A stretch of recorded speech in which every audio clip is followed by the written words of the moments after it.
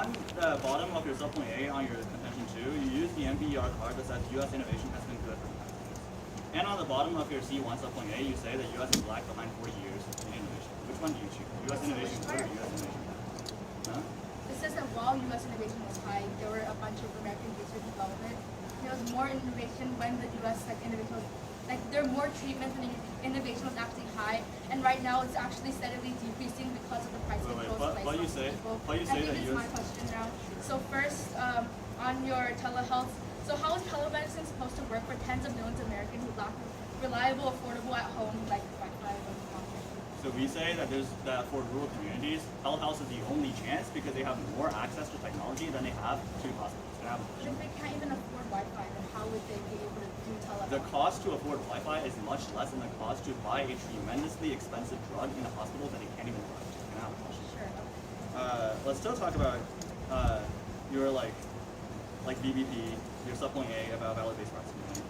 Where in the M4A bill says that there will be value-based pricing? So it's saying that we don't actually have a specific part in the bill, but it states that Medicare for All actually implements it. So yeah, like our card states bill, that Medicare for All would implement. Well, I know your card says that, but if it's not in the bill, why call M4A? Because like right now the bill is extremely vague, so which means there's more like room for interpretation. And right now it's like you can actually change in the bill, doesn't anything fall. So value-based pricing is just your interpretation of the bill. Sure, but also like this current system is a lot worse. So yeah, so you talk about how there's increased innovation right now. So with monopolies like buying smaller companies, how would that equal increased innovation? So when monopolies buy small companies, that doesn't mean the small companies' innovations are gone. It's just small companies are given more fund, they're given a better environment to innovate, and they don't have to worry about their survival. So in turn, we would contend that when they are being bought by bigger companies, they have a safer environment to actually push their technology. So you're saying monopolies are better than like new businesses coming up with new drugs that are more innovative? New businesses will always come up with new drugs, right? Yeah, but they have to worry about their survival when they're not protected by a big company. Yeah. Okay. Sure. Let's talk about your